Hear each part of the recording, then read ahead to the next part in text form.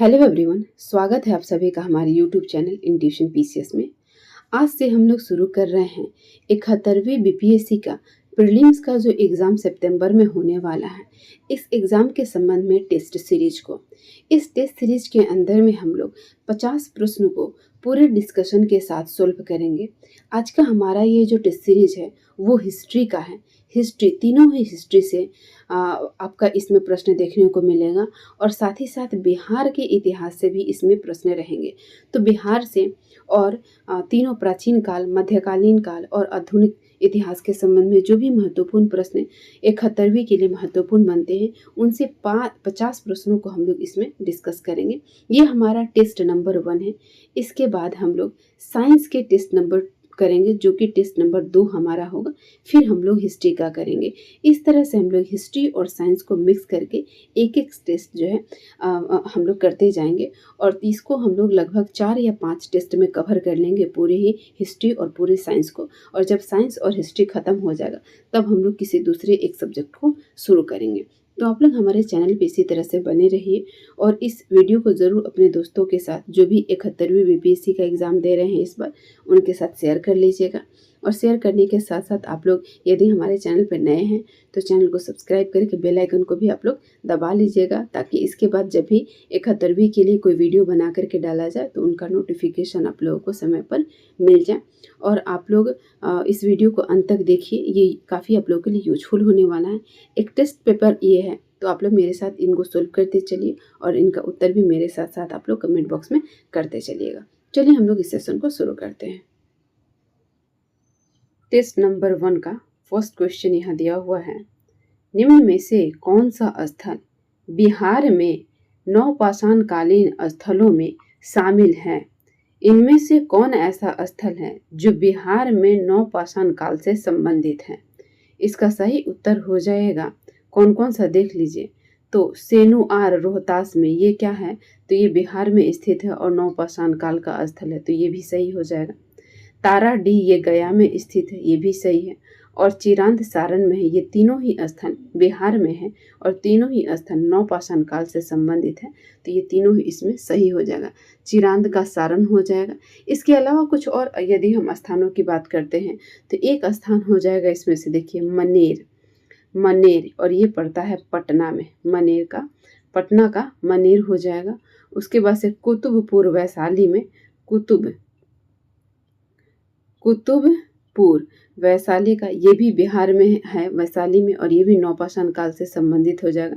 बाकी ताराडीह गया से हो जाएगा, सोनुआर रोहतास से, चिरांद जो है वो आपका सारण से हो जाएगा। तो ये सभी स्थलों को याद करके रखिएगा आप लोग, ये नवपाषाण काल से संबंधित है। आगे हमारा प्रश्न है, 2 सूची यहाँ पे दी हुई है, एक तरफ लेखक है और दूसरी तरफ उनकी रचनाएं हैं। इनको आपस में आपको मिलान करना है और बताना है कौन सही हो जाएगा।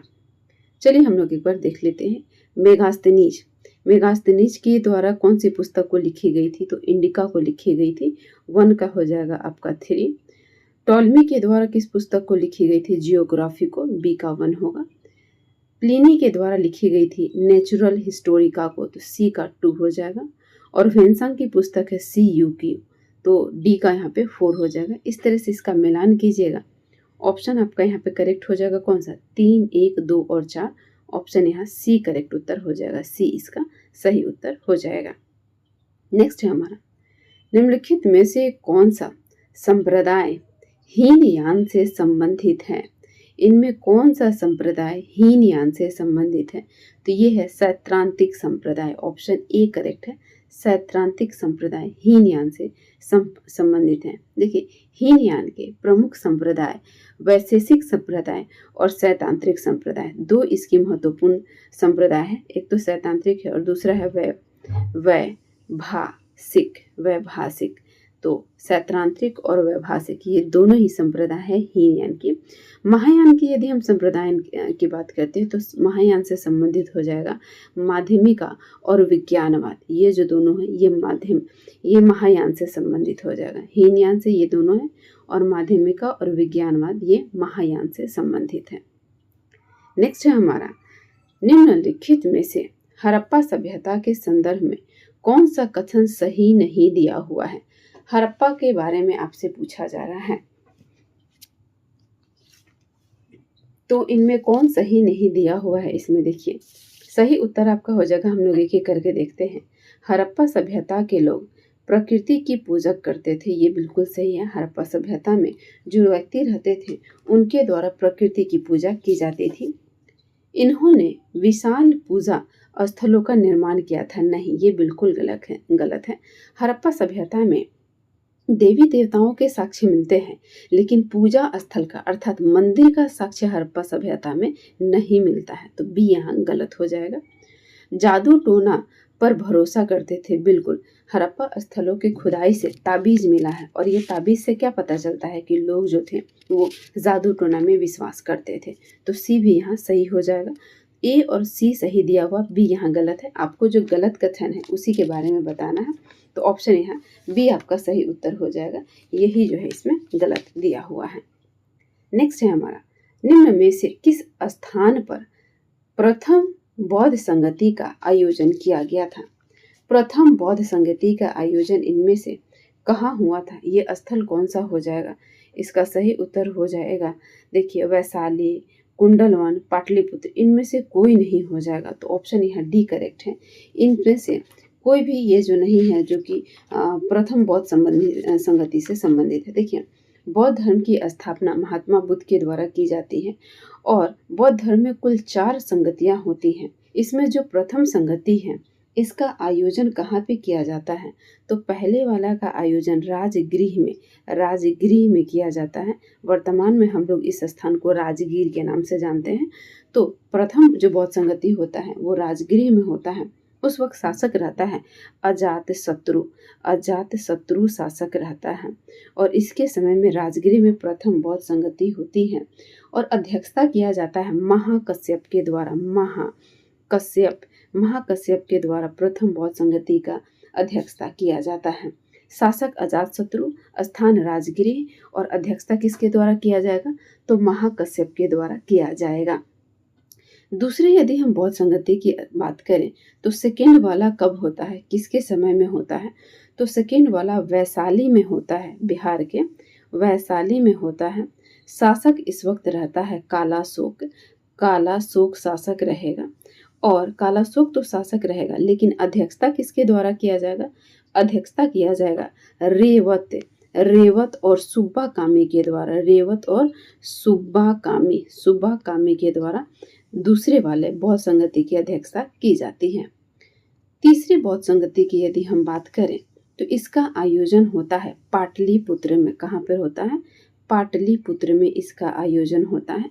शासक इस वक्त रहता है अशोक शासक रहता है, और इस जो तृतीय बौद्ध संगति होती है इस संगति की अध्यक्षता की जाती है मोगली पुत्र तिस्य के द्वारा। किसके द्वारा? मोगली पुत्र तिस्य के द्वारा इसकी अध्यक्षता की जाती है। अब हम लोग चौथे और लास्ट वाले बौद्ध संगति को देख लेते हैं। चौथे की जो आयोजन होता है वो स्थल कौन सा रहता है? कश्मीर का एक स्थल है, कश्मीर में अवस्थित एक स्थल है, उसका नाम है कुंडग्राम। कश्मीर के कुंडग्राम में चौथे वाले बौद्ध संगति का आयोजन होता है। इस वक्त शासक रहता है कनिष्क शासक रहता है, और अध्यक्षता की जाती है वसुमित्र के द्वारा अध्यक्षता की जाती है। तो इस प्रकार से यहाँ हम लोग देखें कि प्रथम बौद्ध संगति का आयोजन किया गया था, तो इनमें से वो कोई स्थान नहीं हो जाएगा, बल्कि ये राजगृह हो जाएगा। तो ऑप्शन यहाँ डी करेक्ट उत्तर यहाँ पे हो जाएगा। आगे प्रश्न है, अग्रहार के संदर्भ में निम्नलिखित कथनों में कौन सही है? अग्रहार क्या कहा जाता था? अग्रहार का तात्पर्य क्या था? इसका तात्पर्य होता था यह ब्राह्मणों को दी गई भूमि होती थी, बिल्कुल यहाँ सही दिया हुआ है। ऑप्शन ए यहाँ पे सही उत्तर हो जाएगा, आगे हमारा प्रश्न है, गुप्त काल में अपृहत भूमि के अंतर्गत किस प्रकार की भूमि रखा जाता था? गुप्त काल के दौरान जो अपृहत भूमि होती थी उसके अंदर में कौन सी भूमि आती थी, ये आपको बताना है। तो इसका सही उत्तर हो जाएगा, बिना जोती गई जंगली भूमि को अपृहत भूमि बोला जाता था। ऑप्शन सी यहाँ पे करेक्ट हो जाएगा। देखिए गुप्त काल में भूमियों के जो प्रकार थे उनको हम लोग एक बार देख लेते हैं। देखिए गुप्त काल में एक तो हम लोग अपृहत देख लिए, एक भूमि होता था जिसे गोचर बोला जाता था। गोचर ये किस तरह की भूमि थी? तो पशुओं के चराया योग्य जो भूमि थी, अर्थात चारागाह की जो भूमि थी जहाँ पे पशुओं को चराने के लिए ले जाया जाता था, उसको गोचर भूमि कहा जाता था। खील बोला जाता था, जिस भूमि को जोता नहीं जाता था उसको खील बोला जाता था। जो जोतने योग्य भूमि नहीं थी उसको खील बोला जाता था। वास्तु भी एक भूमि का प्रकार था। वास्तु वास्तु भी एक प्रकार था। और ये कैसी भूमि थी? तो वास करने योग्य भूमि, जहाँ पे लोग निवास करते सकते थे, वैसी भूमि को वास्तु भूमि कहा जाता था। और एक था क्षेत्र नाम से भूमि। क्षेत्र किस भूमि को बोला जाता था? तो खेती के लिए जो भूमि उपयुक्त मानी जाती थी उसको क्षेत्र बोला जाता था। खेती वाली भूमि को क्षेत्र, रहने वाली भूमि को वास्तु और पशु को चराने वाली भूमि को गोचर बोला जाता था। और जिस भूमि को जोता नहीं जा सकता था उसको खिल्य बोला जाता था। और बिना जोती गई जंगली भूमि को अपृहत बोला जाता था। ये सभी गुप्त काल में भूमियों को कुछ विभाजित किया गया था, इनको हम लोग देखे हैं। आगे है, निम्नलिखित में से कौन सा चीनी यात्री बौद्ध शिक्षा केंद्र नालंदा की यात्रा की थी? बौद्ध शिक्षा केंद्र नालंदा की यात्रा इनमें से किनके द्वारा की गई थी? तो देखिए ह्वेनसांग के द्वारा भी की गई थी, फाहियान के द्वारा भी की गई थी और इत्सिंग के द्वारा भी की गई थी। ये तीनों ही सत्य है, ऑप्शन यहाँ डी करेक्ट हो जाएगा। ह्वेनसांग के द्वारा 645 ईस्वी तक भारत में रहा गया था। जब ह्वेनसांग यात्रा पर आया था तो 645 तक ये भारत में रहा था। उसके बाद बौद्ध विद्यालय नालंदा में पढ़ने के लिए गया था। भारत से बौद्ध ग्रंथ ले जाने के लिए ये ह्वेनसांग भारत में आया था।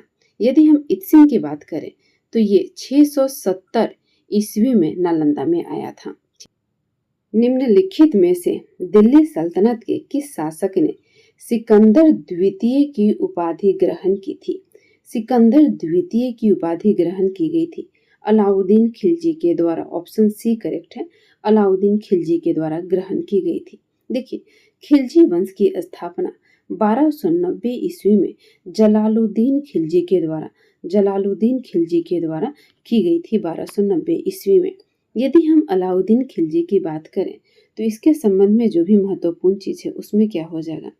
अलाउद्दीन खिलजी 1296 ईस्वी में खिलजी वंश का शासक बनता है और दिल्ली सल्तनत का जो साम्राज्य रहता है उस पर यह शासन करता है।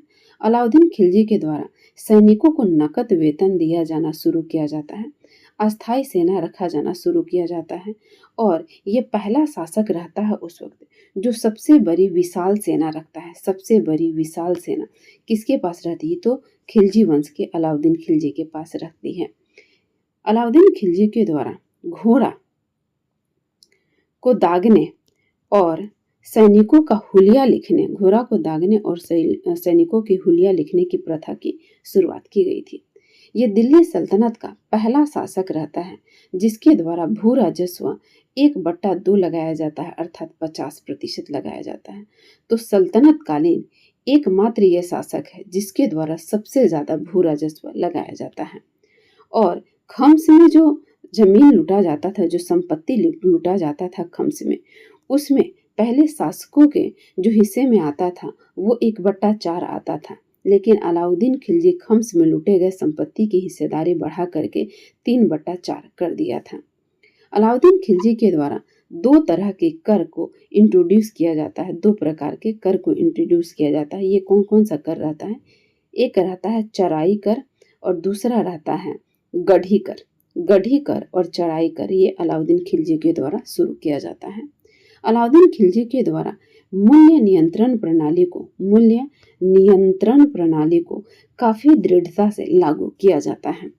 अलाउद्दीन खिलजी के द्वारा जब दक्षिण भारत के विजय के लिए अपना विजय अभियान चलाया जाता है तो इसका नेतृत्व सौंपा जाता है मलिक काफूर को। किसको? मलिक काफूर को नेतृत्व सौंपता है दक्षिण भारत के विजय अभियान के लिए।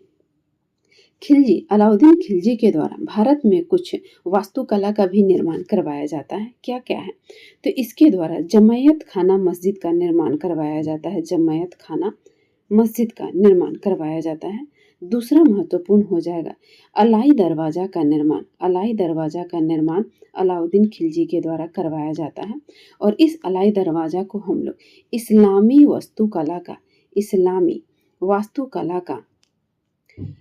वास्तुकला का रत्न कह के हम लोग इसको जानते हैं। आगे है सीरी का किला भी अलाउद्दीन खिलजी ही बनवाता है। और हजार खंभा महल का निर्माण भी अलाउद्दीन खिलजी के द्वारा करवाया जाता है। इसके द्वारा दैवीय अधिकार सिद्धांत चलाया जाता है। दैवीय अधिकार सिद्धांत अलाउद्दीन खिलजी के द्वारा चलाया जाता है। बाजार नियंत्रण प्रणाली के संबंध में अलाउद्दीन खिलजी के द्वारा कई सारे विभागों की स्थापना की जाती है। आगे प्रश्न है, प्रसिद्ध शासक कृष्णदेव राय का संबंध विजयनगर के किस वंश से था? विजयनगर के किस वंश से कृष्णदेव राय का संबंध था? तो यहाँ पे ऑप्शन देखिए और उत्तर बताइए। सही उत्तर इनमें से कौन सा हो जाएगा?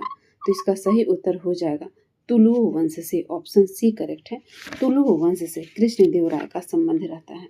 यदि हम बात करें कि कृष्णदेव राय जो है वो तुलु वंश से तो संबंधित रहता है, लेकिन विजयनगर राज्य की स्थापना किसके द्वारा की जाती है? तो विजयनगर राज्य की स्थापना किसके द्वारा की जाती है? हरिहर और बुका के द्वारा विजयनगर राज्य की स्थापना की जाती है, हरिहर और बुका के द्वारा। 4 वंश रहते हैं जिसका विजयनगर में महत्वपूर्ण योगदान रहता है। और ये 4 वंश कौन कौन सा है? 3-4 वंशों में है। एक तो संगम वंश है, दूसरा सुलु वंश है, तीसरा तुलु वंश और चौथा हो जाएगा अराविडु वंश। 4 वंशों का इसमें योगदान रहता है। कृष्णदेव राय को हम लोग उसके समय में कुछ विदेशी यात्री भारत में आते हैं। इनमें 2 महत्वपूर्ण हैं। एक तो है पुर्तगाल का डोमिंगो पायस कृष्णदेव राय के दरबार में आता है। और दूसरा है, ये भी पुर्तगाल का ही है और इसका नाम है बारबाडोस जो है ये कृष्णदेव राय के दरबार में आता है पुर्तगाल से। कृष्णदेव राय के दरबार में जो विद्वान रहते थे, जो मंत्रीगण रहते थे, इनके एक समूह बनाया गया था। 8 लोगों का एक समूह बनाया गया था। और इन 8 लोगों के समूह को हम लोग अष्टदिग्गज के नाम से जानते हैं। अष्टदिग्गज कृष्णदेव राय के दरबार में रहते थे, अष्टदिग्गज। और इन्हीं अष्टदिग्गज में से एक प्रमुख है तेनालीराम। कौन प्रमुख है? तेनालीराम प्रमुख है। तेनालीराम प्रमुख है। विजयनगर साम्राज्य के संबंध में एक युद्ध बड़ा ही फेमस है और माना जाता है कि इसी युद्ध के बाद विजयनगर साम्राज्य का पतन प्रारंभ हो गया था। ये कौन सा युद्ध है? 23 जनवरी 1565 ईस्वी को हुआ था। ये 23 जनवरी 1565 ईस्वी को ये युद्ध हुआ था। और इसको हम लोग जानते हैं राक्षसी तंगड़ी का युद्ध। राक्षसी तंगड़ी के युद्ध से हम लोग इसको जानते हैं। इसको हम लोग तालीकोट्टा के युद्ध से भी जानते हैं या बनीहट्टी के युद्ध के नाम से जानते हैं। तो राक्षसी तंगड़ी, तालीकोट्टा या बनीहट्टी, तीनों में से कोई भी पूछा जाए तो ये एक ही युद्ध को अलग अलग नामों से हम लोग संबोधित करते हैं। इस युद्ध के बाद विजयनगर साम्राज्य का पतन प्रारंभ हो गया था। निम्नलिखित में से कौन कादिरी सिलसिले का संस्थापक था? कादिरी सिलसिले का संस्थापना की गई थी शेख अब्दुल कादिर जिलानी के द्वारा। ऑप्शन ए करेक्ट है। शेख अब्दुल कादिर जिलानी के द्वारा स्थापना की गई थी। मुगल काल में टोडरमल के द्वारा किस वर्ष से दहसाला प्रणाली की शुरुआत की गई थी? मुगल काल में टोडरमल के द्वारा जो दहसाला प्रणाली की शुरुआत की गई थी ये था 1580 में। ऑप्शन ए करेक्ट है। 1580 ईस्वी में टोडरमल के द्वारा दहसाला प्रणाली की स्थापना की गई थी। देखिए, अकबर के द्वारा उसके शासन काल में 1580 ईस्वी में आइन ए दहसाला प्रणाली की शुरुआत की गई थी, जिसका वास्तविक जो प्रणेता रहता है वो टोडरमल रहता है। नेक्स्ट है हमारा, मध्यकालीन भारत में रहट किससे संबंधित था? रहट किसके लिए प्रयोग होता था? तो ये एक सिंचाई का साधन था। ऑप्शन सी करेक्ट है। सिंचाई का साधन इसका सही उत्तर हो जाएगा। पानीपत के युद्ध के समय मराठों का पेशवा कौन था? पानीपत की युद्ध जब हुई थी तो मराठा पेशवा कौन रहता है? ये रहता है Balaji Bajirao. Option C correct है। बालाजी बाजीराव रहता है। देखिए, ये पानीपत का तृतीय युद्ध रहता है और पानीपत का तृतीय युद्ध कब होता है? 14 जनवरी 1761 ईस्वी के बीच में होता है। इसमें मराठों की तरफ से बालाजी बाजीराव रहते हैं और दूसरे पक्ष से अहमद शाह अब्दाली रहता है। अहमद शाह अब्दाली रहता है दूसरे पक्ष से। पानीपत के युद्ध के संबंध में हम लोग बाकी कुछ फैक्ट को देख लेते हैं। पानीपत का जो प्रथम युद्ध हुआ था, ये हुआ था 21 अप्रैल 1526 ईस्वी को हुआ था। 1526 ईस्वी को पानीपत का प्रथम युद्ध हुआ था बाबर और इब्राहिम लोदी के बीच में। बाबर और इब्राहिम लोदी के बीच में हुआ था। इस युद्ध में बाबर ने इब्राहिम लोदी को हराया था। बाबर इसको जीता था और इब्राहिम लोदी क्या हुआ था, इस युद्ध में हारा था। वहीं जो पानीपत का द्वितीय युद्ध होता है, ये किसके किसके बीच में होता है? द्वितीय युद्ध होता है अकबर और हेमू के बीच में। अकबर और हेमू के बीच में होता है। इसमें अकबर जो रहता है वो जीतता है और हेमू हारता है। ये दूसरा जो युद्ध होता है पानीपत का, ये 1556 ईस्वी में होता है। 1556 ईस्वी में होता है। आगे हमारा, निम्नलिखित में से कौन सा कार्य लॉर्ड डलहौजी के समय में नहीं हुआ था? डलहौजी के समय में जो कार्य इनमें नहीं हुआ था उसके बारे में आपको बताना है। देखिए, लॉर्ड डलहौजी के द्वारा 1853 ईस्वी में कलकत्ता में से आगरा के बीच में प्रथम तार लाइन या डाक लाइन की स्थापना की गई थी। तो प्रथम तार लाइन कलकत्ता से आगरा के बीच में 1853 ईस्वी में डलहौजी के द्वारा शुरू की गई थी। ये बिल्कुल सही दिया हुआ है। नया पोस्ट ऑफिस एक्ट पारित किया गया था डलहौजी के समय में 1854 ईस्वी में। ये भी बिल्कुल सही दिया हुआ है। तो ए और सी तो सही दिया हुआ है। बाकी यहाँ देखिए, लोक निर्माण विभाग की स्थापना ये भी डलहौजी के समय में की गई थी और ये भी की गई थी 1854 ईस्वी में। तो बी भी सही दिया हुआ है। तीनों कथन यहाँ पे सही है। ऑप्शन आपका यहाँ डी करेक्ट उत्तर हो जाएगा, इनमें से कोई भी नहीं। ब्रिटिश शासन के दौरान सर्वप्रथम सिविल सेवा की परीक्षा निम्नलिखित में से किसने पास की थी? सिविल सेवा की परीक्षा सबसे पहले किनके द्वारा पास की गई थी? इनका नाम इनमें से क्या हो जाएगा? तो देखिए, 1853 के चार्टर एक्ट के माध्यम से भारत में सिविल सेवा के लिए प्रतियोगी परीक्षाओं का आयोजन की व्यवस्था की जाती है और आगे चलकर भारत में सर्वप्रथम सिविल सेवा की परीक्षा आयोजित होती है और उसमें सत्येंद्र नाथ बोस के द्वारा 1863 ईस्वी में सफलता इनको प्राप्त होती है। तो सत्येंद्र नाथ बोस हो जाएंगे, कहाँ पे हैं? इनमें कोई भी ऑप्शन नहीं दिया हुआ, तो ऑप्शन डी करेक्ट हो जाएगा। इनमें से कोई भी नहीं, नाम हो जाएगा सत्येंद्र नाथ बोस। सत्येंद्र नाथ बोस के द्वारा 1863 ईस्वी में की जाती है, सिविल सेवा को क्रैक किया जाता है। ऑप्शन यहाँ पे डी करेक्ट दिया हुआ है। निम्नलिखित में से कौन स्वतंत्र अवध राज्य का संस्थापक था? स्वतंत्र अवध राज्य की स्थापना की गई थी किसके द्वारा? सआदत खां के द्वारा। ऑप्शन ए करेक्ट है। सआदत खां के द्वारा स्वतंत्र अवध राज्य की स्थापना की गई थी। सआदत खां को हम लोग एक और नाम से जानते हैं और वो है बुरहान उल मुल्क। बुरहान उल मुल्क के नाम से भी हम लोग जानते हैं। इन दोनों ही नामों को याद रखिएगा, ऑप्शन में दोनों में से कुछ भी हो सकता है। देखिए, इस स्वतंत्र अवध राज्य की राजधानी इसके द्वारा बनाई जाती है फैजाबाद को। किस स्थान को? फैजाबाद को राजधानी बनाई जाती है। नेक्स्ट है, निम्नलिखित में से किस अधिनियम के माध्यम से महिलाओं को मताधिकार प्रदान किया गया था?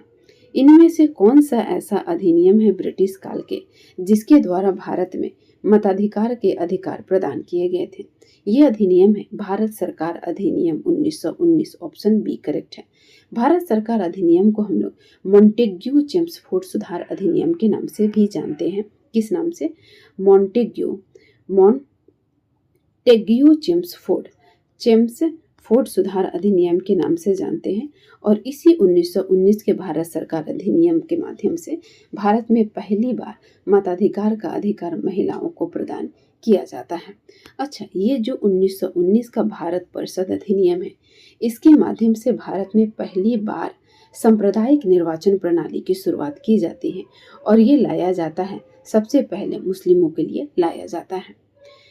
अगर 1935 के एक्ट के बारे में महत्वपूर्ण प्रावधान की बात करते हैं तो क्या हो जाएगा। 1935 के एक्ट के माध्यम से भारत में आगे चल के निर्वाचन करवाया जाता है 1937 ईस्वी में, और इस निर्वाचन में कांग्रेस के द्वारा 8 प्रांतों में सरकार की स्थापना की जाती है। 8 प्रांतों में सरकार की स्थापना कांग्रेस के द्वारा की जाती है। नेक्स्ट है, निम्नलिखित में से किस गवर्नर जनरल ने कहा था कि भारत के राष्ट्रीय विकास के लिए विदेशी पूंजी एक अनिवार्य शर्त है।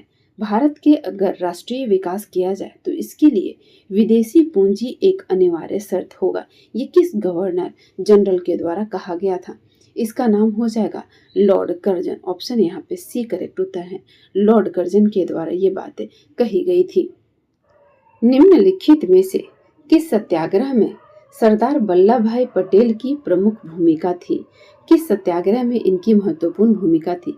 खेरा सत्याग्रह, नागपुर झंडा सत्याग्रह, वलसाड सत्याग्रह या उपयुक्त में से एक से अधिक। सही उत्तर हो जाएगा उपयुक्त में से एक से अधिक। ऑप्शन डी करेक्ट है। देखिए, सरदार वल्लभ भाई पटेल के द्वारा खेरा सत्याग्रह, नागपुर फ्लैग सत्याग्रह या झंडा सत्याग्रह, वलसाड सत्याग्रह, इन सभी में महत्वपूर्ण भूमिका निभाई गई थी। इनके द्वारा एक और महत्वपूर्ण आंदोलन है जिसका नेतृत्व किया गया था, उसका नाम है बारदोली सत्याग्रह। बारदोली सत्याग्रह सन 1928 ईस्वी में गुजरात में हुआ था। इसका नेतृत्व भी सरदार वल्लभ भाई पटेल के द्वारा किया गया था, और इसी बारदोली सत्याग्रह की सफलता के बाद यहाँ के महिलाओं के द्वारा वल्लभ भाई पटेल को सरदार की उपाधि दी गई थी। वल्लभ भाई पटेल को सरदार की उपाधि दी गई थी बारदोली के महिलाओं के द्वारा 1928 में जो आंदोलन चल रहा था उसी दौरान में। आगे प्रश्न है, मैं नास्तिक क्यों हूँ नामक लेख किसने लिखा था। मैं नास्तिक क्यों हूँ किसके द्वारा लिखा गया था। यह भगत सिंह के द्वारा लिखा गया था। ऑप्शन सी करेक्ट है। भगत सिंह के द्वारा लिखा गया था मैं नास्तिक क्यों हूँ। तो यहाँ पे ऑप्शन आपका सी करेक्ट उत्तर है। आगे है हमारा, गांधी जी के द्वारा किस वर्ष वर्धा से अपनी पहली हरिजन यात्रा प्रारंभ की गई थी। गांधी जी के द्वारा वर्धा से हरिजन यात्रा की शुरुआत की गई थी सन 1933 ईस्वी में। ऑप्शन बी करेक्ट हो जाएगा। 1933 में मिस प्रिंटिंग है, ऊपर का नीचे ऑप्शन हो गया है, तो 1933 इसका सही उत्तर हो जाएगा। देखिए, 7 नवंबर 1933 ईस्वी को गांधी जी के द्वारा हरिजन यात्रा की शुरुआत की जाती है। वहीं 29 जुलाई 1934 ईस्वी तक 9 महीनों तक देश का दौरा करने के बाद उनके द्वारा इस हरिजन यात्रा को समाप्त किया जाता है, और ये यात्रा कुल 20,000 किलोमीटर तक चलती है। 20,000 किलोमीटर की ये हरिजन यात्रा गांधी जी की रहती है। शुरू 1933 में होता है, खत्म 1934 में होता है। आगे है, फ्लाउड आयोग का संबंध निम्नलिखित में से किससे है। फ्लाउड आयोग का संबंध है भू राजस्व से। ऑप्शन बी करेक्ट है। भू राजस्व से इस आयोग का संबंध हो जाएगा। यह आयोग सरकार को भू राजस्व की दर आधे से कम करके 1/3 की करने की सिफारिश की थी। इस आयोग की अनुशंसा के बाद ही बंगाल में 1946 ईस्वी में बंगाल में तेभागा आंदोलन शुरू हो गया था। तेभागा आंदोलन इसी के बाद ही बंगाल में शुरू हो गया था। नेक्स्ट है, कांग्रेस के किस अधिवेशन में कांग्रेस का संविधान तैयार किया गया था। यह अधिवेशन हो जाएगा, ऑप्शन देख लीजिए आप लोग, सही उत्तर हो जाएगा मद्रास के अधिवेशन 1908 वाला में। ऑप्शन सी करेक्ट है। 1908 के मद्रास अधिवेशन में क्रम की यदि बात करते हैं तो ये कांग्रेस का 23वां अधिवेशन रहता है। इस अधिवेशन की अध्यक्षता रास बिहारी बोस के द्वारा की जाती है। रास बिहारी बोस के द्वारा की जाती है, और इसी अधिवेशन में कांग्रेस के संविधान का निर्माण किया जाता है। लैंड होल्डर्स सोसाइटी का गठन किस वर्ष हुआ था। लैंड होल्डर्स सोसाइटी का गठन वर्ष 1938 में हुआ था। ऑप्शन यहाँ पे बी करेक्ट हो जाएगा। ऑप्शन में मिसप्रिंटिंग है, ध्यान में रखिएगा। तो ये कब हुआ था, 1838 ईस्वी में हुआ था। और इसकी स्थापना की गई थी द्वारकानाथ टैगोर के द्वारा की गई थी। ये जो लैंड होल्डर सोसाइटी है, इसकी स्थापना कलकत्ता में की गई थी। कहाँ की गई थी? कलकत्ता में इसकी स्थापना की गई थी, जिसमें महत्वपूर्ण भूमिका द्वारकानाथ टैगोर का रहता है। और यह भारत का पहला संगठन रहता है जो जमींदारों के द्वारा शुरू किया जाता है। लैंड होल्डर सोसाइटी की स्थापना जमींदारों के द्वारा की जाती है। 12 नवंबर 1930 से 19 जनवरी 1931 तक लंदन में आयोजित प्रथम गोलमेज सम्मेलन के संदर्भ में कौन सा सही सुमेलित नहीं है? प्रथम गोलमेज सम्मेलन के संबंध में आपको यहाँ पे सुमेलित करना है। देखिए, हमारे भारतीय राष्ट्रीय इतिहास में हम लोग देखते हैं ब्रिटिशर्स के काल में 3 गोलमेज सम्मेलन का आयोजन होता है।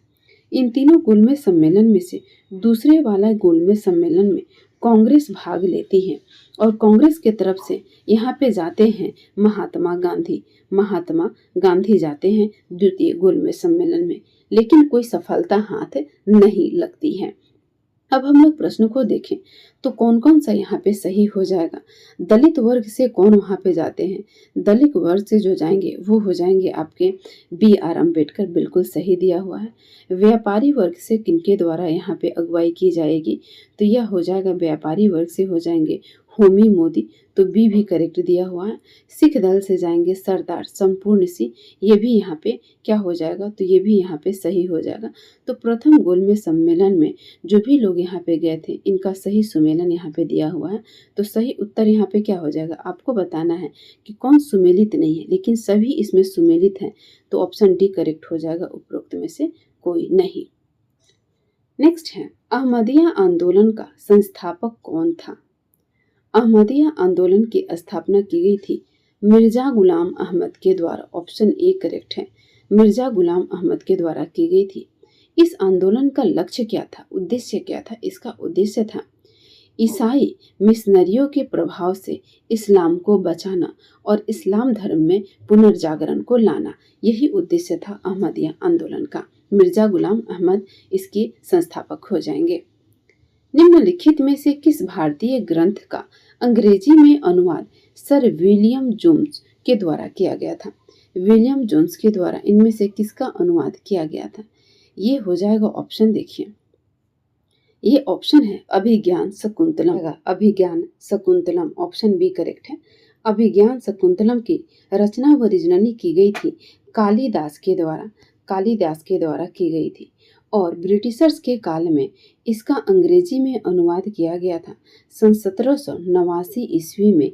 किसके द्वारा? तो विलियम जोन्स के द्वारा किया गया था। कालिदास की यदि अन्य महत्वपूर्ण रचनाओं की हम बात करें तो इनके द्वारा अन्य रचनाओं में से हो जाएगा कुमार संभवम इनके द्वारा लिखा गया था। इसके बाद रघुवंशम भी इन्हीं के द्वारा लिखा गया था। कुमार संभवम, रघुवंशम, इसके अलावा अभिज्ञान शकुंतलम, मालविका अग्निमित्रम, ये भी इन्हीं के द्वारा लिखा गया था। मालविका अग्निमित्रम भी कालिदास के द्वारा ही लिखा गया था। इसके अलावा मेघदूत और ऋतु संहार, तो कौन कौन सा लिखा हुआ हो जाएगा? मेघदूत, ऋतु संहार, अभिज्ञान शकुंतलम, रघुवंशम, कुमार संभवम और मालिका अग्निमित्रम, ये कालिदास की कुछ महत्वपूर्ण रचनाएं हैं जो परीक्षा के दृष्टिकोण से महत्वपूर्ण है। राम प्रसाद बिस्मिल और अशफाक उल्लाह खां को किस षड्यंत्र केस के तहत फांसी की सजा दी गई थी? ये षड्यंत्र केस है काकोरी षड्यंत्र केस। ऑप्शन ए करेक्ट है, काकोरी षड्यंत्र केस। देखिए, ये जो काकोरी षड्यंत्र केस है ये 9 अगस्त 1925 ईस्वी को हुआ था। काकोरी जो जगह है वो उत्तर प्रदेश में अवस्थित है। काकोरी कांड में होता क्या है? तो काकोरी कांड में हिंदुस्तान रिपब्लिकन एसोसिएशन, किसके द्वारा? हिंदुस्तान रिपब्लिकन एसोसिएशन के सदस्यों के द्वारा काकोरी में सहारनपुर से लखनऊ को जाने वाली 8 डाउन नाम से एक ट्रेन रहता है, उसको लूटने की योजना बनाई जाती है और उसको लूटी जाती है। इस ट्रेन डकैती के बाद में बहुत से लोगों को गिरफ्तार कर लिया जाता है। इन गिरफ्तार किए हुए लोगों में से 4 व्यक्तियों को आगे चल के फांसी दी जाती है। इनमें से एक रामप्रसाद बिस्मिल है, दूसरा अशफाक उल्ला खां है और बाकी 2 लोगों का नाम में हो जाएगा। एक तो राजेंद्र लाहेरी हो जाएंगे, राजेंद्र लाहेरी, और चौथे जो हैं वो हो जाएंगे रोशन सिंह, रोशन सिंह, रामप्रसाद बिस्मिल, अशफाक उल्ला खां, राजेंद्र लाहेरी और रोशन सिंह, इन चारों को फांसी की सजा आगे चल के दे दी जाती है। बाकी यहाँ सैंडर्स की हत्या 17 दिसंबर 1928 ईस्वी को लाहौर में भगत सिंह, चंद्रशेखर और राजगुरु के द्वारा कर दी जाती है। भगत सिंह, चंद्रशेखर और राजगुरु के द्वारा, इन तीनों के द्वारा 17 दिसंबर 1928 ईस्वी को लाहौर में सैंडर्स की हत्या कर दी जाती है और आगे चल के जो केस चलता है उसी को हम लोग सैंडर्स की हत्या केस के नाम से जानते हैं। अच्छा, एक और चीज़ है जो 71वीं बीपीएससी के लिए इम्पोर्टेंट हो जाएगा, वो है विधानसभा पर बम फेंका जाना। 8 अप्रैल 1929 ईस्वी को विधानसभा पर बम फेंका जाता है भगत सिंह और बटुकेश्वर दत्त के द्वारा विधानसभा पर बम फेंका जाता है। बम फेंकने का कारण क्या रहता है? तो ट्रेड डिस्प्यूट बिल और पब्लिक सेफ्टी जो बिल रहता है, इनके विरोध को प्रदर्शित करने के लिए बम फेंका जाता है। नेक्स्ट हम प्रश्नों को देखते हैं। निम्नलिखित में से किस आंदोलन के दौरान पहली बार व्यापक स्तर पर वंदे मातरम का प्रयोग किस आंदोलन के दौरान किया गया था? ये आंदोलन कौन सा हो जाएगा? आंदोलन हो जाएगा स्वदेशी आंदोलन। ऑप्शन यहाँ सी करेक्ट है, स्वदेशी आंदोलन। देखिए 1905 ईस्वी में बंगाल का विभाजन किया जाता है। इस बंगाल विभाजन के विरोध में कलकत्ता के टाउन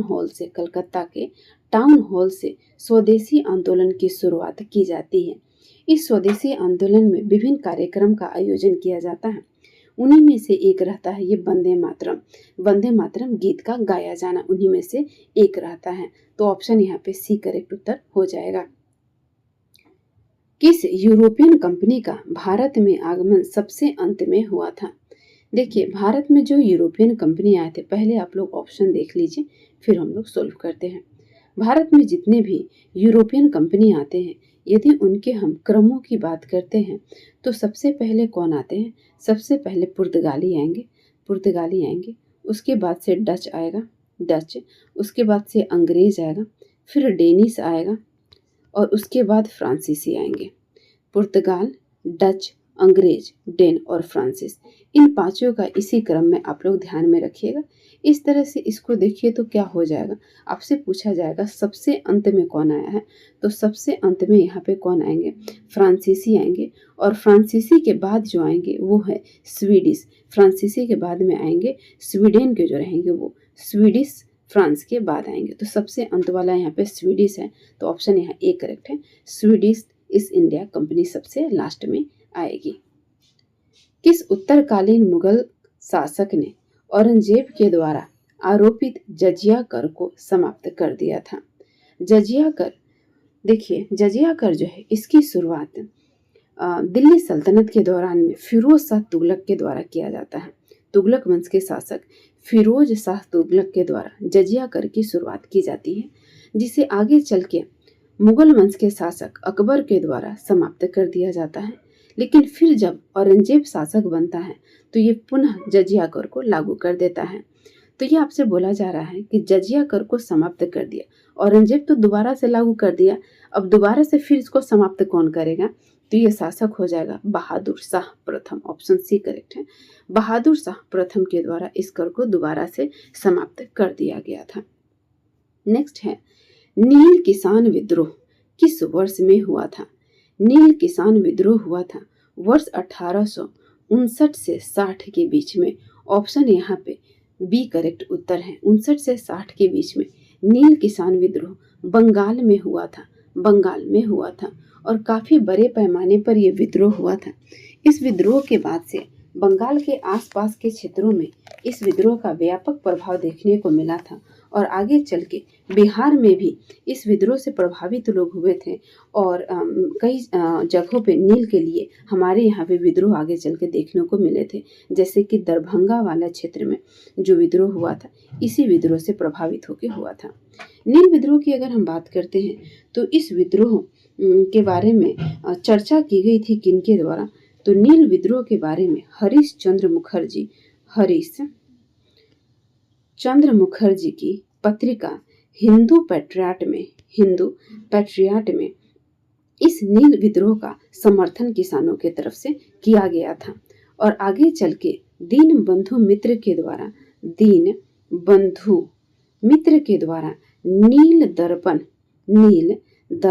नील दर्पण द्वारा गरीब किसानों की दयनीय स्थिति का प्रस्तुतिकरण भी किया गया था।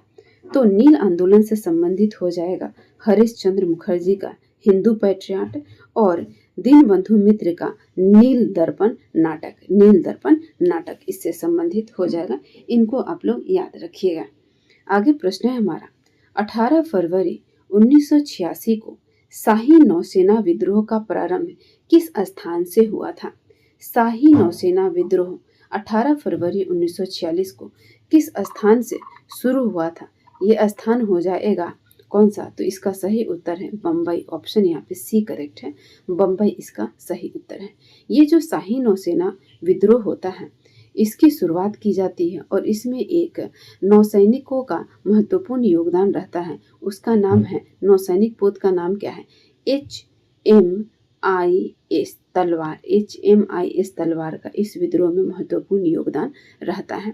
और एक सैनिक रहते हैं, उनका नाम क्या रहता है वो आप लोग कमेंट बॉक्स में बताइए, जिसका इस विद्रोह में महत्वपूर्ण योगदान देखने को मिलता है। आगे है, इंडियन मुसलमान नामक पुस्तक किसने लिखी थी? इंडियन मुसलमान पुस्तक किसके द्वारा लिखी गई थी? ऑप्शन आप लोग देख लीजिए, कौन सा ऑप्शन इसमें सही हो जाएगा। तो इसका सही उत्तर कौन सा हो जाएगा? इनमें से कोई नहीं। ऑप्शन डी करेक्ट उत्तर है, इनमें से कोई नहीं। देखिए 1870 ईस्वी में विलियम हंटर के द्वारा, किसके द्वारा? विलियम हंटर के द्वारा इंडियन मुसलमान नाम से एक पुस्तक को लिखा गया था। तो इसका ऑप्शन क्या हो जाएगा? इनमें से कोई नहीं। ऑप्शन डी इसका करेक्ट उत्तर हो जाएगा। निम्नलिखित में कौन युग्म सुमेलित है उसके बारे में आपको बताना है। एक तरफ स्थल है और दूसरी तरफ इन स्थलों से जो भी अवशेष प्राप्त हुए हैं उनका मिलान कीजिए। चिरांद से प्राप्त हुआ है हड्डी के हथियार, बिल्कुल सही है। पकलीहल से मिला है राख का ढेर, ये भी सही है। और बुर्ज होम से प्राप्त हुआ है गर्दवास, ये भी सही है। तीनों सही है। ऑप्शन आपका सही हो जाएगा, उपरोक्त में से एक से अधिक हो जाएगा। देखिए नवपाषाण काल के कुछ महत्वपूर्ण स्थलों को हम लोग देख लेते हैं। नवपाषाण काल में नहरगढ़ एक स्थान रहता है। नहरगढ़ वर्तमान में ये पाकिस्तान में स्थित है। इस स्थान से प्राप्त हुआ था गेहूं और जौ का साक्ष्य प्राप्त हुआ था नहरगढ़ से प्राप्त हुआ था। इसके अलावा यूपी में एक स्थान है कोल डिहवा यूपी में अवस्थित है और यहाँ से प्राप्त हुआ था धान के उगाने की कला का साक्ष्य। धान उगाने की कला का साक्ष्य मिलता है कोल डिहवा से। और बुर्ज होम जो है ये कश्मीर में अवस्थित है। ये जो बुर्ज होम है ये कश्मीर में अवस्थित है, यहाँ से गर्दवास का साक्ष्य मिलता है। चिरांद हमारे बिहार में अवस्थित है और यहाँ से जो है हमें हड्डी के हथियार के साक्ष्य मिलते हैं। बिहार में कहाँ पर ये है? तो बिहार के सारण में ये अवस्थित है। ये था हमारा नवपाषाण काल के कुछ महत्वपूर्ण स्थल, जिसको आप लोग ध्यान में रखिएगा। मनुष्य द्वारा खाद्यान्नों का उत्पादन सर्वप्रथम किस काल में हुआ था? खाद्यान्नों का उत्पादन सबसे पहले अर्थात कृषि की शुरुआत सबसे पहले मानवों के द्वारा किस युग में शुरू की गई थी? तो ये है नवपाषाण काल। ऑप्शन सी करेक्ट है, नवपाषाण काल में शुरू की गई थी। देखिए नवपाषाण काल जो है इसकी शुरुआत लगभग माना जाता है कि 10,000 BC के बाद नवपाषाण काल के युग की शुरुआत होती है। और जब ये नवपाषाण काल की शुरुआत होती है इस समय कुछ नई घटनाएं देखने को मिलती है। क्या क्या? तो एक तो कृषि का साक्ष्य मिलता है, अर्थात लोग अब जो अनाज है उसको उगाना शुरू करते हैं। दूसरी यहाँ पे पशुपालन भी शुरू कर दिया जाता है। पशुपालन भी शुरू कर दिया जाता है। अब जब कृषि होगा, पशुपालन होगा, तो एक समुदाय का विकास होगा। और किस समुदाय में कृषि भी होता है और पशु भी होता है? तो ये ग्रामीण समुदाय। तो ग्रामीण समुदाय के साक्ष्य भी देखने को मिलते हैं। ग्रामीण, एक मिनट, हाँ, ग्रामीण समुदाय के साक्ष्य की शुरुआत होती है। ग्रामीण समुदाय की शुरुआत होगी, कृषि की शुरुआत होगी, पशुपालन की शुरुआत होगी। आग जलाना लोग शुरू कर देंगे। आग जलाना जब शुरू हो जाएगा तो जो भोजन होगा, या पहले जो मांस लोग कच्चे खा जाते थे, अब आग में पका कर लोग खाना शुरू कर देंगे। इसके अलावा वस्त्रों की रंगाई की व्यवस्था शुरू हो जाती है। वस्त्र रंगाई की व्यवस्था इस समय शुरू हो जाती है। कुंभकारी व्यवस्था भी शुरू हो जाती है। कुंभकारी व्यवस्था अर्थात जो मिट्टी के बर्तन बनाए जाते हैं, ये व्यवस्था भी इस वक्त शुरू हो जाती है। और इस वक्त जानवरों को पालतू बनाया जाने लगता है। और जो सबसे प्रिय जानवर पालतू में होता है वो कौन सा जानवर होगा? वो जानवर हो जाएगा कुत्ता। कुत्ता सबसे प्रिय जानवर इस वक्त रहता है, जिसको पालतू बना करके रखा जाता है। नौपाषाण शब्द का सबसे पहली बार प्रयोग किसके द्वारा किया गया था? तो जॉन लुबाक के द्वारा। जॉन लुबाक के द्वारा पहली बार नौपाषाण शब्द का प्रयोग किया गया था। निम्नलिखित में से कौन सी विशेषता हड़प्पा सभ्यता से संबंधित नहीं है? इनमें कौन सी विशेषता नहीं संबंधित है? तो इसके पहले जब हड़प्पा सभ्यता का पढ़े थे तो उसमें हम बताए हैं आप लोगों को कि उस वक्त पूजा होती थी। सही है। देखिए यहाँ पे पत्थर की मुहर, ये क्या हो जाएगा? सही हो जाएगा या गलत हो जाएगा? तो ये भी सही हो जाएगा, ये विशेषता है। ग्रामीण सभ्यता, तो ये यहाँ पे गलत दिया हुआ है, ये नहीं होगा। नौपाषाण कालीन जो सभ्यता है वो ग्रामीण सभ्यता रहती है, लेकिन हड़प्पा सभ्यता एक शहरी नगरीय सभ्यता रहती है। तो यहाँ पे गलत कथन ऑप्शन आपका यहाँ पे ग्रामीण सभ्यता यहाँ पे सही आपका आंसर हो जाएगा। हम लोग हड़प्पा सभ्यता के संबंध में कुछ चीज़ों को जान लेते हैं। हड़प्पा सभ्यता का सबसे बड़ा क्षेत्र जो है वो है मोहनजोदड़ो। कौन सा क्षेत्र है? मोहनजोदड़ो। क्षेत्रफल के हिसाब से हड़प्पा सभ्यता का सबसे बड़ा इलाका है। भारत में यदि बात करें तो मोहनजोदड़ो तो पाकिस्तान में पड़ता है। भारत का सबसे बड़ा इलाका है धौलावीरा। धौलावीरा भारत का सबसे बड़ा हड़प्पा कालीन स्थल है। हड़प्पा कालीन जो स्थल भारत में पाए जाते हैं उनमें प्रमुख हो जाएगा गुजरात का। गुजरात का कौन सा स्थल प्रमुख हो जाएगा? गुजरात का लोथल। लोथल और एक हम लोग अभी देखे हैं धौलावीरा। लोथल और धौलावीरा गुजरात से हो जाएगा। उत्तर प्रदेश से हो जाएगा आलमगीरपुर। आलमगीरपुर उत्तर प्रदेश से। राजस्थान से हो जाएगा कालीबंगा। कालीबंगा राजस्थान से हो जाएगा। हरियाणा से होगा बनमाली। बनमाली कहाँ से है? तो हरियाणा से है बनमाली। कश्मीर से एक स्थल है हड़प्पा कालीन, उसका नाम है मांडा। मांडा कश्मीर से हो जाएगा। रोपर ये पंजाब में अवस्थित है। रोपर पंजाब में अवस्थित है। और दैमाबाद महाराष्ट्र में अवस्थित है। ये हड़प्पा काल के कुछ महत्वपूर्ण स्थल से, इनको आप लोग ध्यान में रखिए। नेक्स्ट है भारतीय उपमहाद्वीप में सर्वप्रथम लोहे का साहित्यिक प्रमाण किस ग्रंथ में मिलता है? लोहे का किस ग्रंथ में प्रमाण सबसे पहले मिलता है? ये ग्रंथ हो जाएगा अथर्ववेद। ऑप्शन ए करेक्ट है। अथर्ववेद में सबसे पहले लोहे का प्रमाण मिलता है। यदि हम अपने वैदिक सभ्यता की बात करते हैं तो वैदिक सभ्यता में 4 वेदों का जिक्र मिलता है। पहला वेद हो जाएगा ऋग्वेद, दूसरा हो जाएगा यजुर्वेद, तीसरा हो जाएगा सामवेद और चौथा हो जाएगा अथर्ववेद। चौथा वेद कौन सा हो जाएगा? अथर्ववेद हो जाएगा। इनको आप लोग ध्यान में रखिए। वैदिक काल में राजनीतिक संगठन के बढ़ते क्रम के संदर्भ में कौन सा विकल्प सही दिया हुआ है? राजनीतिक संगठनों को वैदिक काल के हिसाब से अरेंज कीजिए और बताइए इसका सही उत्तर कौन सा हो जाएगा। तो इसका उत्तर हो जाएगा, पहले कुल होगा, फिर ग्राम, उसके बाद विश्व, जन और राष्ट्र। मतलब कि इसको आपको बढ़ते क्रम में दिखाना है। वैदिक काल में सबसे बड़ा जो इकाई होता था वो कौन सा होता था? राजनीतिक संगठन। सबसे बड़ा राष्ट्र होता था, उसके बाद जन आता था, जन के बाद विश्व, विश्व के बाद ग्राम और ग्राम के बाद कुल आता था। इनको आप लोग ध्यान में रखिएगा। वैदिक काल को हम लोग दो भागों में विभाजित करते हैं।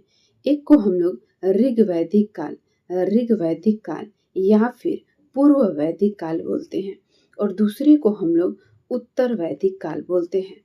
ऋग वैदिक काल का जो तिथि है ये हो जाएगा 1500 से लेकर 1000 BC के आसपास के समय ऋग वैदिक काल का रहता है। वहीं उत्तर वैदिक काल का समय रहता है 1000 BC से लेकर के 600 BC के बीच के समय को हम लोग उत्तर वैदिक काल के नाम से जानते हैं। मगध पर किस राजवंश ने सबसे पहले शासन किया था? मगध पर शासन करने वाला पहला राजवंश इनमें से कौन सा हो जाएगा? ये है हर्यक वंश। ऑप्शन यहाँ पे सी करेक्ट उत्तर आपका हो जाएगा।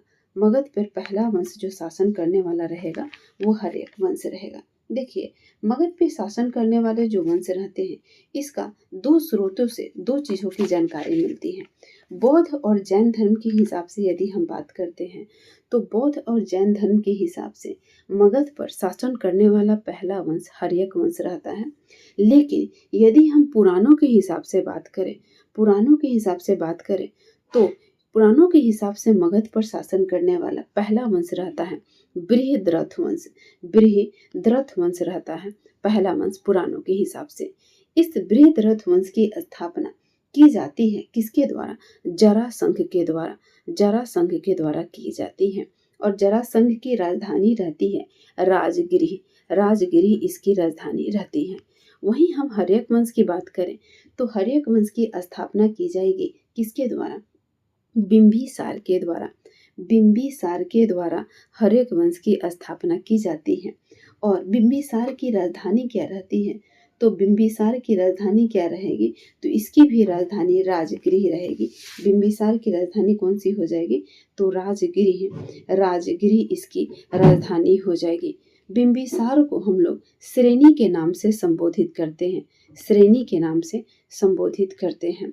बिंबिसार के समय में महात्मा बुद्ध को या भगवान बुद्ध को राजगीर के वेणु वन विहार को दान में दिया जाता है। राजगीर के वेणु वन विहार को बिंबिसार भगवान बुद्ध को दान में देता है।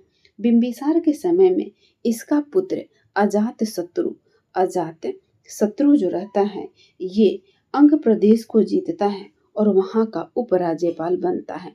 अंग प्रदेश को जीतता है और यहाँ का उपराज्यपाल बिंबिसार इसको बना देता है। बिंबिसार के द्वारा अवंती एक जनपद रहता है।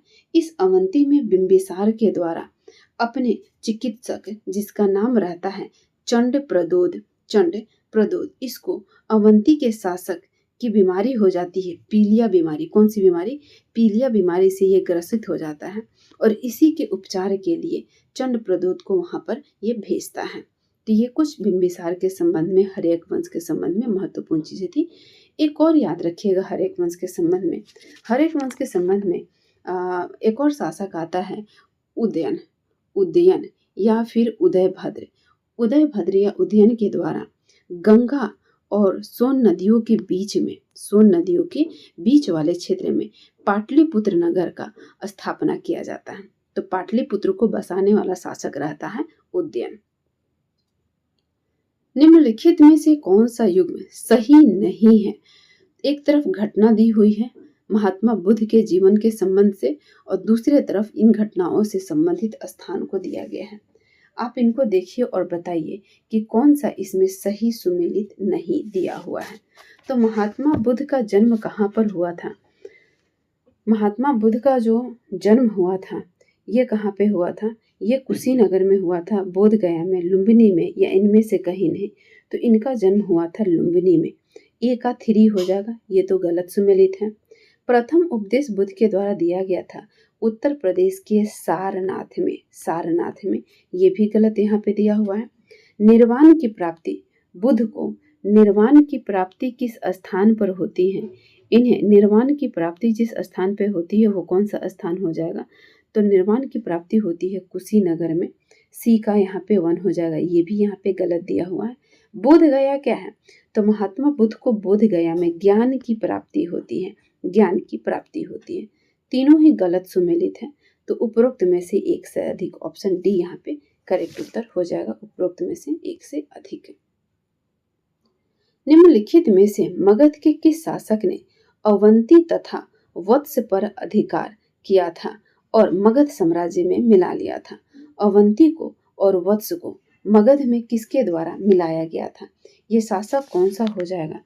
तो इसका सही उत्तर है शिशुनाग। शिशुनाग वंश के संस्थापक रहता है शिशुनाग, और इसके द्वारा अवंती को और वत्स को मगध साम्राज्य में मिला लिया जाता है। तो ऑप्शन आपका सही उत्तर हो जाएगा सी नंबर ऑप्शन यहाँ पे बिल्कुल सही दिया हुआ है। सी नंबर ऑप्शन यहाँ पे सही दिया हुआ है। नेक्स्ट है, किस मौर्यकालीन शासक के शासन काल के दौरान मगध 12 वर्षों का भीषण अकाल पड़ा था? मगध में 12 वर्ष का भीषण अकाल किसके समय में पड़ा था? ये शासक हो जाएगा Chandragupta Maurya. Option A correct है। मौर्य वंश की स्थापना चंद्रगुप्त मौर्य के द्वारा किया जाता है। किसके सहयोग से?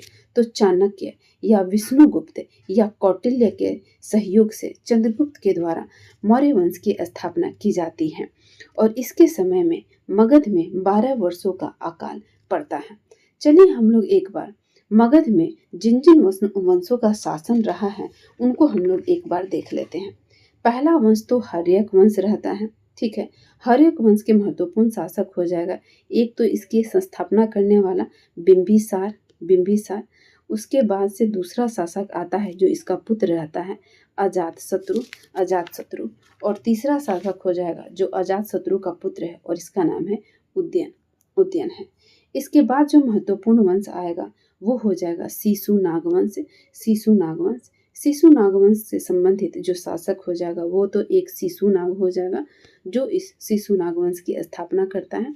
दूसरा इस वंश का शासक हो जाएगा कालाशोक, और इसी कालाशोक के समय में पाटलिपुत्र में बौद्ध संगति का आयोजन करवाया जाता है। और कालाशोक के समय में पाटलिपुत्र में नहीं, वैशाली में बौद्ध संगति का आयोजन करवाया जाता है। दूसरे बौद्ध संगति का आयोजन होता है और ये वैशाली में करवाया जाता है।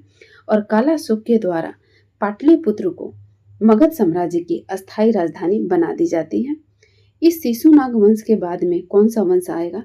तो नंद वंश आएगा, और इसी नंद वंश का शासक होगा नंद वंश का शासक रहता है, अंतिम शासक रहता है। इसी धनानंद को पराजित करके चंद्रगुप्त मौर्य के द्वारा मौर्य साम्राज्य की स्थापना की जाती है। धनानंद के समय में ही सिकंदर भारत में आक्रमण करता है। तो सिकंदर किसके समकालीन रहता है? धनानंद के समकालीन रहता है। निम्नलिखित में से किस अभिलेख में सम्राट अशोक का वर्णन मिलता है? सम्राट अशोक का वर्णन इनमें से किन अभिलेख में मिलता है? तो ये है मास्की अभिलेख, गुर्जरा अभिलेख, उद्योलम अभिलेख। इन तीनों ही अभिलेखों में अशोक का नाम अशोक मिलता है। तो ऑप्शन यहाँ पे डी करेक्ट हो जाएगा। उपरोक्त में से एक से अधिक, मास्की, गुर्जरा, उद्योलम, इन तीनों में अशोक का नाम अशोक मिलता है। अच्छा, प्रियदर्शी राजा मागधे ये किस अभिलेख में मिलता है? तो भाब्रू अभिलेख में अशोक का नाम मिलता है प्रियदर्शी राजा मागधे मिलता है। अशोक के समय में कौशाम्बी स्तंभलेख जो खुदवाया गया था, कौशाम्बी स्तंभलेख, इस कौशाम्बी स्तंभलेख को हम लोग रानी के अभिलेख के नाम से जानते हैं। और शाहगौरा स्तंभलेख को हम लोग ताम्र अभिलेख के नाम से जानते हैं। नेक्स्ट है, अशोक के अभिलेखों को सबसे पहले किसने पढ़ा था? तो सबसे पहले 1750 ईस्वी में टिफेन थेलर के द्वारा अशोक के स्तंभ लेख को खोजा गया था। और ये कौन सा लेख था? तो इस लेख का नाम था दिल्ली मेरठ अभिलेख को टिफेन थेलर के द्वारा 1750 ईस्वी में खोजा गया था, लेकिन 1837 ईस्वी में पढ़ा गया था जेम्स प्रिंसेप के द्वारा पढ़ा गया था। और ये कौन सा अभिलेख था? तो ये था दिल्ली सोपरा दिल्ली सोपड़ा या इसको दिल्ली टोपड़ा के नाम से भी हम लोग बुलाते हैं। तो दिल्ली टोपड़ा या सोपड़ा जो भी ऑप्शन में होगा उस हिसाब से इसको सही कीजिएगा। इस अभिलेख को 1837 ईस्वी में जेम्स प्रिंसेप के द्वारा पढ़ा गया था। तो ऑप्शन देख लीजिए कौन सा ऑप्शन यहाँ पे हो जाएगा। टिफिन थेलर के द्वारा खोजा गया था और पढ़ा गया था जेम्स प्रिंसेप के द्वारा। ऑप्शन यहाँ बी करेक्ट हो जाएगा, जेम्स प्रिंसेप के द्वारा। अशोक के अभिलेखों में से जो 14 महत्वपूर्ण अभिलेख हैं उनमें जो अहम बातें हैं उनको हम लोग देख लेते हैं। पहला अभिलेख में अशोक के द्वारा बोला गया है जीव हत्या पर प्रतिबंध लगाया गया है। पहला में जीव हत्या पर प्रतिबंध लगाया गया है। दूसरा जो अभिलेख या शिलालेख है इसमें क्या बातें कही गई हैं। तो दूसरे शिलालेख में चिकित्सालय की स्थापना की बात कही गई है। चिकित्सालय की स्थापना की बात कही गई है दूसरे वाले में। तीसरे अभिलेख में अशोक के द्वारा बोला गया है कि हर 5वें वर्ष में अधिकारियों के द्वारा राज्य का दौरा किया जाए। और तीसरे में ही एक और बात बोली जाती है कि जो व्यक्ति हैं वो माता पिता बौद्ध भिक्षु के प्रति उदारता का भाव रखें। तो उदारता की भावना की बात करता है और हर 5वें वर्ष में राज्य की दौरा करने की बातें करता है तीसरे अभिलेख में। वहीं हम चौथे अभिलेख की बात करते हैं तो इसमें किस बारे में बोला गया है। चौथे अभिलेख में धम्म के बारे में जिक्र किया गया है। धम्म के उद्देश्य और महत्व के बारे में जिक्र किया गया है। 5वें अभिलेख में धम्म महापात्र की नियुक्ति की बात करता है।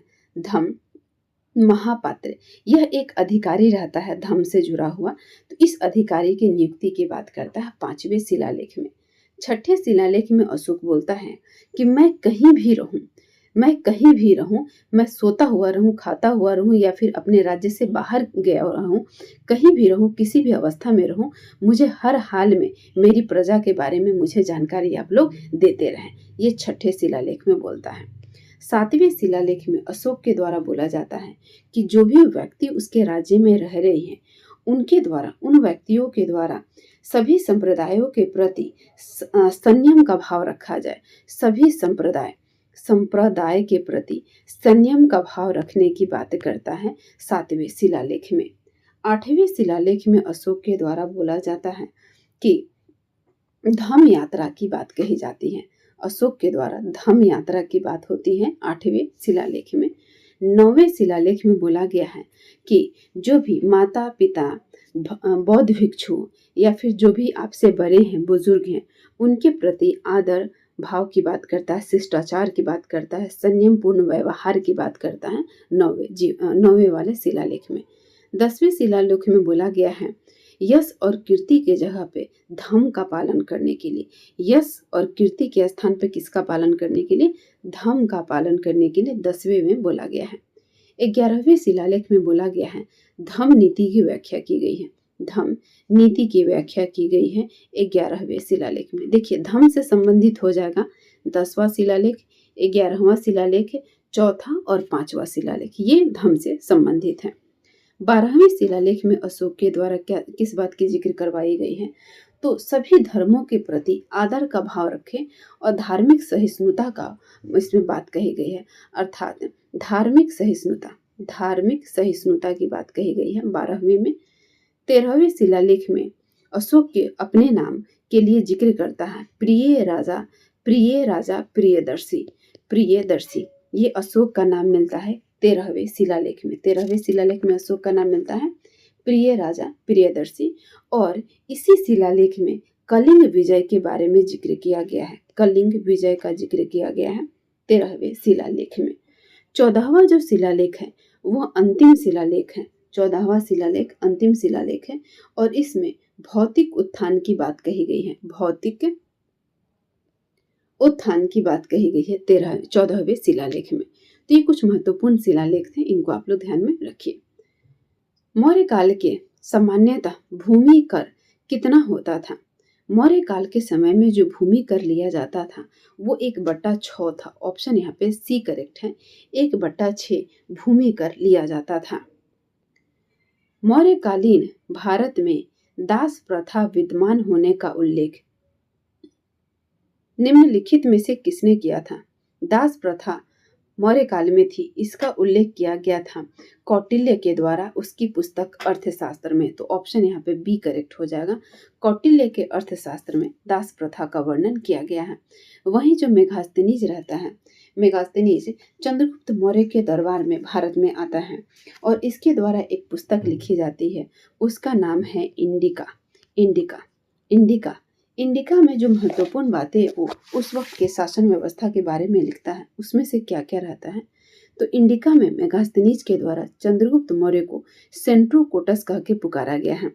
सेंट्रोकोटस कह के पुकारा गया है इंडिका में। और इसके द्वारा पाटलिपुत्र के लिए जो शब्द यूज किया गया है वो है पोलीब्रोथा। पोलीब्रोथा पाटलिपुत्र के लिए यूज करता है। इंडिका के अनुसार भारत में जो सैन्य प्रशासन थी वो 6 समितियों के द्वारा प्रशासित की जाती थी और भारत में उस वक्त 7 प्रकार की जातियां पाई जाती थी। 7 प्रकार की जातियां पाई जाती थी और इसके अनुसार भारत में दास प्रथा नहीं थी।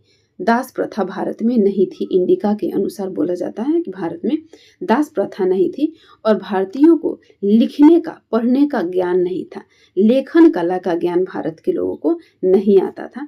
ये मेगास्थनीज के इंडिका में लिखा गया है।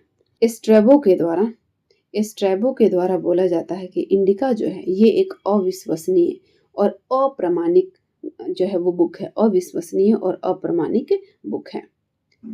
निम्नलिखित में से किस सातवाहन राजा के सिक्कों पर जहाज का चित्र बना हुआ है?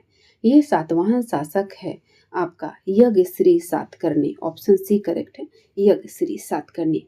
सातवाहन वंश के संबंध में महत्वपूर्ण चीजों की बात करें तो इस वंश की स्थापना सिमुक के द्वारा की गई थी। सिमुक के द्वारा सातवाहन वंश की स्थापना की गई थी। सातवाहन वंश की राजधानी थी प्रतिष्ठान। प्रतिष्ठान इसकी राजधानी थी और इसकी भाषा थी प्राकृत। प्राकृत सातवाहन वंश की भाषा थी। देखिए, सातवाहन वंश के संबंध में बोला जाता है कि पहली बार भारत में भूमि दान में देने की प्रथा की शुरुआत की गई थी। भारत में पहली बार भूमि दान में देने की प्रथा की शुरुआत सातवाहन वंश के समय में की गई थी। सातवाहन वंश के समय में की गई थी और यज्ञश्री सातकर्णी के सिक्कों पर जलयान का चित्र मिलता है। इन चीजों को आप लोग ध्यान में रखिएगा। आगे प्रश्न है हमारा, प्रसिद्ध है आयुर्वेदाचार्य चरक किस शासक के दरबार से संबंधित है? चरक किससे संबंधित हो जाएंगे? ऑप्शन देखिए, कनिष्क है, हर्षवर्धन है, चंद्रगुप्त मौर्य है या उपरोक्त में से कोई नहीं है। तो ऑप्शन हो जाएगा कनिष्क। ये आपका सही उत्तर हो जाएगा। चरक जो है वो किससे संबंधित हो जाएंगे? कनिष्क के दरबारी हैं ये। तो ऑप्शन ए करेक्ट उत्तर है। ये प्रश्न हमारे सेट का लास्ट प्रश्न था और हम लोग 1 से 50 तक इतिहास के जितने भी महत्वपूर्ण फैक्ट 71वीं बीपीएससी के प्रीलिम्स के एग्जाम के दृष्टिकोण से महत्वपूर्ण बनता है, उनमें से 50 प्रश्नों को हम लोग पूरे व्याख्या के साथ कवर किए हैं। आगे के वीडियो में हम लोग इसी तरह से साइंस के प्रश्नों को सोल्व करेंगे और इस सेट में भी हम लोग 50 प्रश्नों को कवर करेंगे, जिसमें फिजिक्स, केमिस्ट्री और बायोलॉजी इन तीनों पेपर से आपके लिए 50 प्रश्न बना करके लाया जाएगा। 50 प्रश्नों का ये सेट होगा। आप लोग मेरे साथ साथ इन टेस्टों को दीजिएगा और कमेंट बॉक्स में इन सभी का उत्तर भी आप लोग बताते चलिएगा कि कौन कौन सही हो रहा है। चलिए हम लोग इस वीडियो को यहीं पे समाप्त करते हैं। आप लोग ज़रूर इस वीडियो को अपने दोस्तों के साथ, जो भी 71वीं बीपीएससी के प्रीलिम्स का एग्ज़ाम दे रहे हैं, उनके साथ शेयर कर लीजिएगा। और यदि आप लोग हमारे चैनल पर नए हैं तो ज़रूर चैनल को सब्सक्राइब करके बेल आइकन को दबा लीजिएगा, क्योंकि इसके बाद 71वीं बीपीएससी के लिए बहुत से साइंस और हिस्ट्री के प्रैक्टिस आप लोगों को करवाए जाएंगे और ये आप लोगों के परीक्षा के दृष्टिकोण से काफ़ी यूजफुल होने वाला है। तो यदि आप लोग बेल आइकन को दबा के रखेंगे तो इन वीडियोज़ का नोटिफिकेशन आप लोगों को सही समय पर मिलेगा और आप लोग इनको देख करके एग्ज़ाम में इसका सही सदुपयोग आप लोग कर पाएंगे। तो ज़रूर आप लोग बेल आइकन को दबा लीजिएगा। और यदि अभी तक आप लोग इस वीडियो को लाइक नहीं किए हैं तो वीडियो को जल्दी से आप लोग लाइक कर लीजिए और चैनल को सब्सक्राइब भी कर लीजिएगा और अपने दोस्तों के साथ शेयर भी इस वीडियो को कर लीजिएगा। चलिए, धन्यवाद सभी को वीडियो को देखने के लिए। इसको हम लोग यहीं पे समाप्त करते हैं।